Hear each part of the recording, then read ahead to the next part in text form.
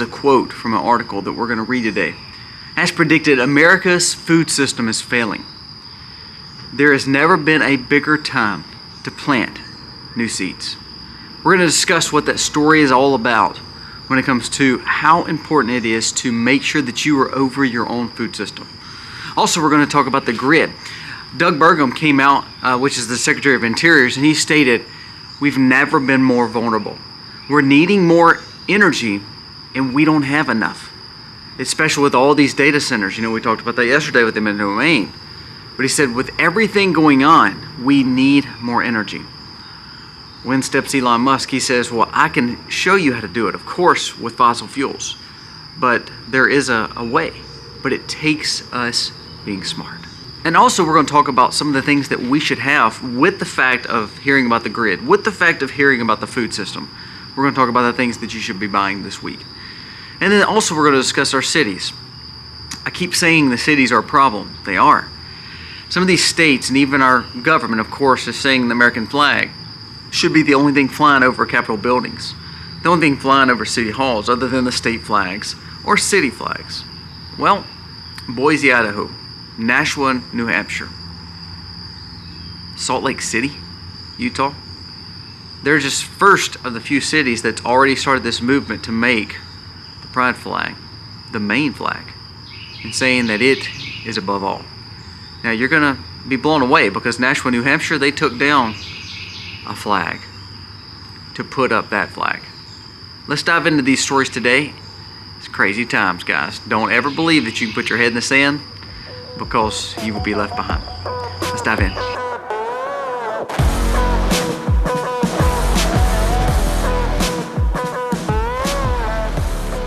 Hey guys, welcome to the Max. Thank you so very much for being here today. If you are new, thank you so very much for being here. We're humbled by your support. And again, remember to check out my vlog channel, Life with Colby Mack. We talk about how we actually live sustainable. You're literally sitting, if you look behind me, you're literally sitting in my kitchen garden, but all these big bushes right behind me are blueberries and they are absolutely loaded.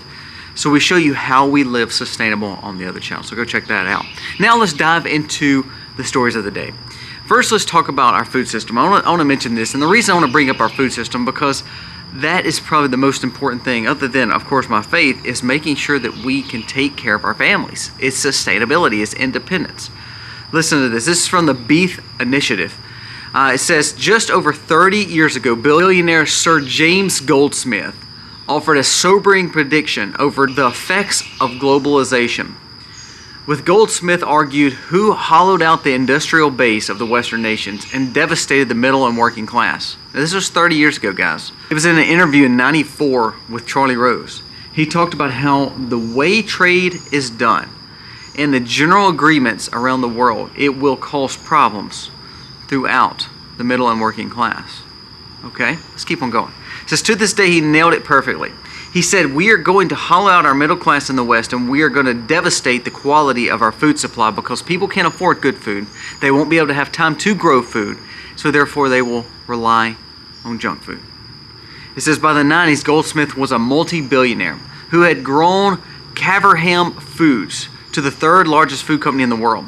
The original Maha leader, Goldsmith entered politics to fight the decentralization, the healthy, and the redundant food systems. The trap not only warned about globalization, it warned about how America will be needing to rebuild infrastructure. Isn't it funny? He did this 30 years ago, and now you see this actually happening with the Trump administration. He also warned that the trap of chronic illness and dependency on the government is all because our food. The sole purpose of global agreement on tariffs and trade was to produce efficient agriculture and concept of getting the most amount of food at the least cost. He said free trade offered trash food because then we imported goods that were not actually healthy for us, and now it's caused health problems for us all. Also believe that we cannot enrich a country by impoverishing other people, i.e. cutting out the working and middle class. That's exactly what we're doing by trying to buy from these third world countries because they can do it cheaper. He said what this has done is just devastated our middle class, our working class, our lower classes. And not only that, it will cause a detriment to our food system. Now, he said this back in the 90s now. I want you to understand that. Back in the 90s, this guy's saying, because the way we've done free trade, the way we've ended these relationships with growing food and making sure that we can enjoy this. Like for instance, think about HOAs, think about subdivisions, think about neighborhoods, think about living in the city. They're like, you can't have these livestock, you can't have these animals, you can't grow this kind of stuff. You got to have landscaping that's pretty. And that's all good. I have no problem. I actually love roses. You're sitting next to a big pile of roses right now too. But the thing is this, what we soon to forget is how we got to the points we were. It was with independence, sustainability, and with America policies, making people healthy. He said when we centralize our food, when we centralize our trade, when we centralize our goods, then it makes us where we will rely on one source, the government. Again, he's talking back in the 90s. He said it's time now. It is time now to get people to start growing some seeds again.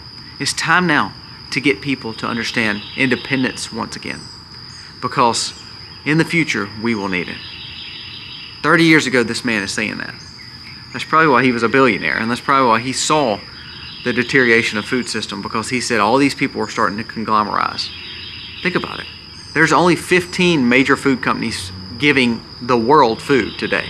15 companies. Those same companies are tied into medicine. Those same companies are tied into bigger pharma companies. Those same companies are tied into pesticides and herbicides. It's funny how all that goes together, huh? Because it's one revolving circle. And the people that's actually getting the brunt of the problem is always the American class, the American people, because they're the ones having to rely on them now. And he also said the middle class and lower class and working class, he said, will struggle when it comes to free trade. Look all over our nation at all the factories that are closed. Now Trump is trying to get a lot of that back. Commerce Department is trying to get a lot of that back. But you look at what the Democrats and the rhinos are doing. They're pushing against him. So are they wanting to keep us impoverished and dependent on their system? Something to think about. I just thought that was good work, because he was saying, look, now more than ever, it's time to buy seeds. And he was saying that in the 90s. And he was saying there will be a time where growing food and sustainability and decentralized food systems is exactly what we need. What did I say yesterday? The war on the milk, war on the Amish, and war on the small farm, war on your land. It's literally happening. And what this guy's saying is buy some food, buy some seeds. I challenge you. Number one, buy some seeds. Buy some survival garden seeds. Number two, make sure you have some food put up on your shelves at least 2 to 3 days, but I would challenge you to try to get 2 to 3 days, then a week, then a month, then 3 months, then 6 months, then a year, and so forth. Make sure you have enough for each of your family members, because it's going to get a time, like this guy said, that either you're going to be dependent on the government and then you're going to subside to whatever they say and you're going to do whatever they say, or you're going to be independent. One or the other, that's the only options. And this was coming from a guy in 1994 stating this would come and this soon shall be. And now we're literally living the problems that we caused. And it's funny because a lot of the people that caused those problems, do you realize there are a lot of those are still in government? The same people that signed up for the free trade and all that back in the day are the ones that literally are still in government, and we're wondering why our problems are still here. Term limits, guys. Before we go any further, a word from today's sponsor. Have you ever Googled yourself and literally your family members and information of yours came up? The question always comes to mind is how much of my public information is actually on the World Wide Web, on the internet, where people could just access it. Not only that, think about all the spam calls you get, all the spam emails you get. I get several a day and have to block and block and block. That's where my friends at Aura, the sponsor of today's video, can help. Aura will help remove your personal information from data brokers and people searching sites to sell your information from and to identity thieves and scammers and more. Aura monitors your personal data, including your social security number, your house number, your phone number. And not only do they check it and monitor it, they will alert you if all of a sudden they find that your information has been compromised. Also, Aura VPN. VPN protects you on the internet, and this was with military-grade protection when it comes to Aura's VPN. It blocks all scam and phishing sites from getting your information in your accounts. What about an antivirus? What about a password manager? 24/7 US-based support. I get all this in one app called Aura. I do not want to leave myself vulnerable We talk about it all the time. We live in a digitized world. The last thing I want to do is protect my home and not protect myself online. Check out aura.com/themacs today. You will not be sorry that you did. My information is mine. My social is my social. My address is mine. The last thing I want is someone else to have it. You can go to my link below, aura.com/themacs, and get 2 weeks free. That will be enough for you to see how Aura is an asset to you, because you're going to realize how much you're exposed online. Stop leaving yourself vulnerable. Check out Aura today. Link is in the description. Thank you so much, Aura, for sponsoring today's video. Now this leads to what Doug Bergam said. Now Doug Bergam is again a brilliant businessman. He was a governor, and now he is the Interior Secretary over things like he's not over Department of Energy, but he is the Interior. He's over kind of like the grand scheme of things for America. Listen to this. It says, Interior Secretary Doug Bergam warned that the United States is at risk of suffering from blackouts that recently caused the problems in Spain. He said, what we're doing is we're going to put ourselves in the same situation. He said, because we're not working with making sure that we're getting fossil fuels and our oils and the natural things out of the ground that allows us to have energy. And he said, on top of that, we've went one too many times in over subsidizing the solar energies and renewable energies. Now, this is where I'm going to throw in what Elon Musk said. And I thought Elon Musk had a great point. And I'm talking from someone who's a devout conservative. But Elon said you could easily power the entire U.S. with solar. You could actually power the entire United States with 100 miles by 100 miles of solar. It is feasible. The sun is converting over 4 million tons of mass to energy every second. It's no maintenance. Now, I do agree with what he's saying. The problem I have with this whole scenario is this. Doug Bergam and Elon Musk are both correct. Well, how can they be correct? They're both saying the exact opposite. No, they're not. The problem is we have some people on one side that says everything has to be done completely with the old stuff in the ground. And I do believe we need to be pumping natural gas, fossil fuels, petroleum, because that is the key to success for now. And that is the key until it runs dry. It's not going to run dry. But that is the absolute key for now. Now, innovation is great. So let's look at solar options. Now, I've yet to be proven that wind power actually matters. I've yet to be proven that the bigger nuclear reactors are safe. They've been building these mini nuclear reactors. So hey, if they're safe and we can do them, and they said that a lot of data centers are going to figure out how to do a clean reactor next to the data centers to basically be sustainable, great, as long as they're not dangerous to the people. But here's the thing. I actually like solar. I have solar in 2 or 3 different parts of my property. They're fully containable. I love the idea of solar. The problem is that we are too dependent on the solar makers, which is China. Also, the problem is with a lot of liberal ideology and green energy, they're pushing for things like solar, but not for planting trees. So we have to make sure that we're looking at this in a balanced approach.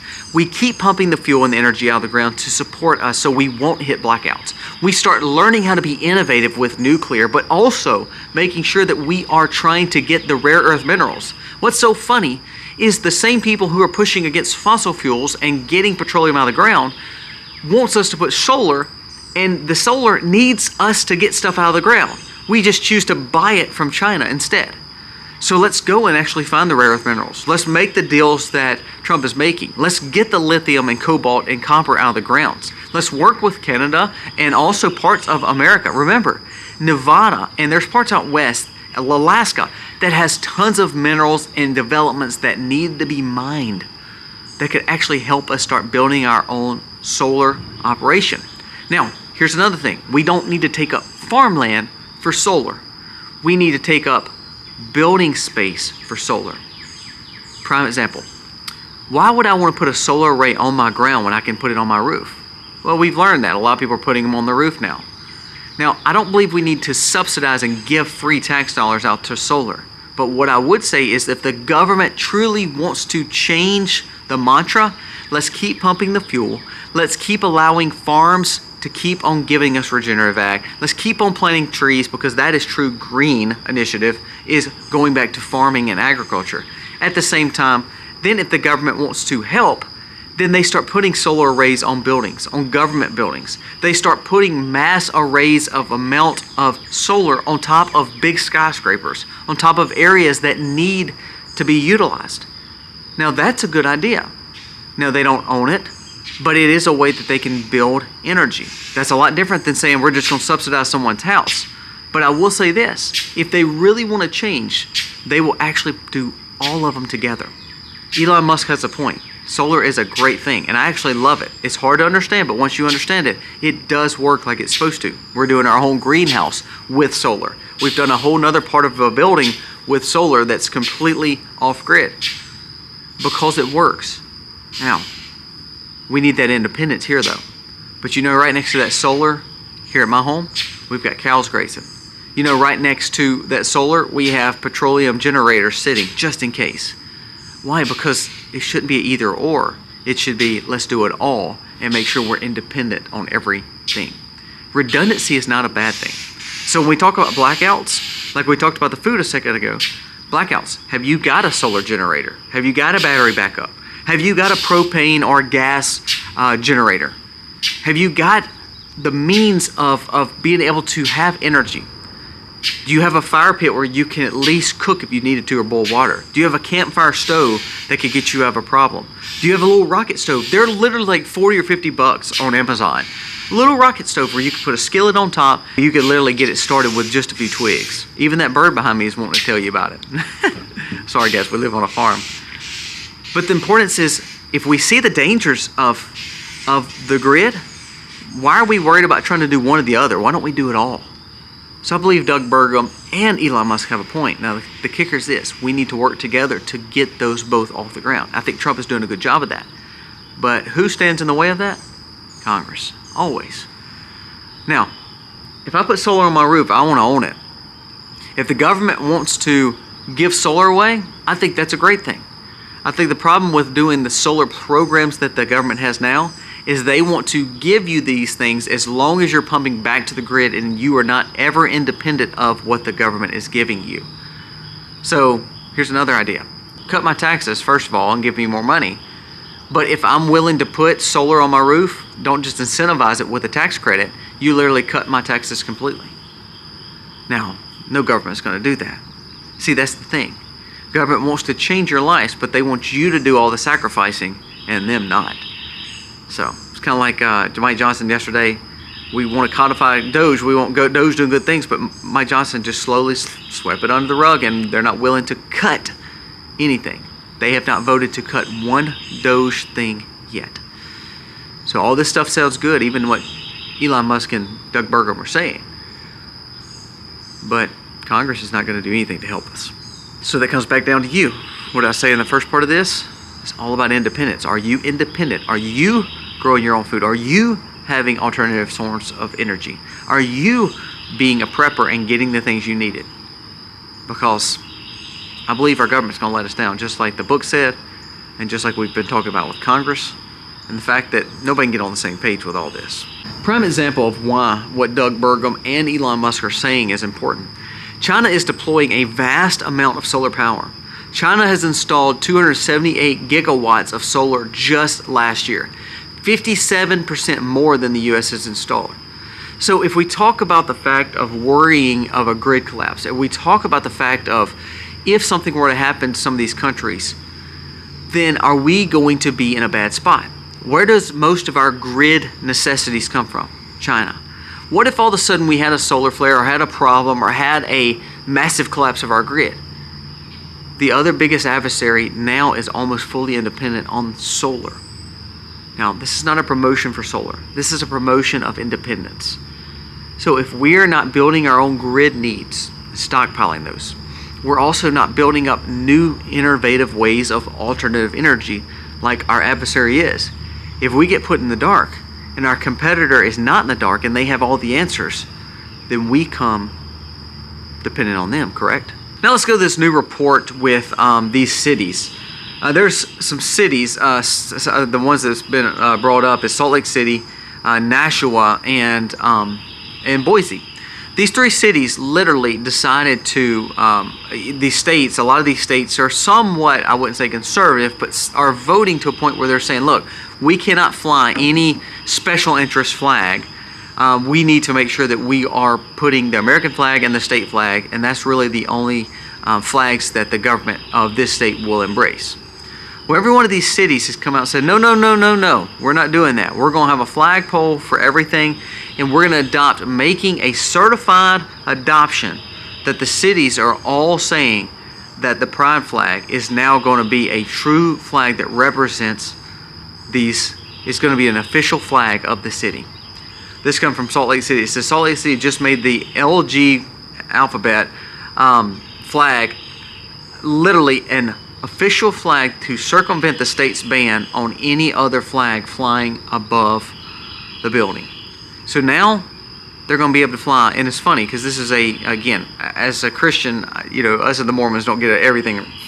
We're not completely the same, but it's amazing that Salt Lake City is a Mormon. It is a Mormon city, and the three flags. Listen to this now. The three flags they chose to make official: Pride flag, Trans flag, and Juneteenth, the BLM flag. I didn't hear anything about Christ. I didn't hear anything about a Christian flag of any sort. But theirs are going to be adopted as official flags. Same in Boise. And Nashua. Listen to Nashua. In Nashua, New Hampshire, they came out and stated they were going to make the pride flag the official flag of Nashua, so they could fly it with the state flag and national flag. Now, here's the thing. If you remember, we've had a revolutionary flag with a pine cone on it. It said it's an appeal to heaven. Basically, it was a revolutionary flag that kind of put a sovereignty of God in our thought pattern. You've seen it. It's kind of like the "Don't tread on me, man." People are throwing it out. They literally said that flag, that appealed to heaven, that represented the starting of American Revolution, American country, the belief that God set this country up for good. They kicked that flag out to have the representation of the rainbow flag. So don't believe that we're not in a war still for the soul of America, because we are. And that brings me to the last two things I want to mention for this video. And I'm probably going to step on some kind of toes. I don't know if y'all have known this. There's this guy that's been going around that's trying to be considered like this new prophet. They've actually called him the Antichrist. And he's gained a huge following. And that's actually scary. That is absolutely scary. That he is trying to, quote unquote, be the father of the new prophets. And he's very demonic looking. I'm telling you, it's unbelievable. I don't tell you to do some research on this guy because it's a little freaky. But what I'm saying is there's a mass following him now.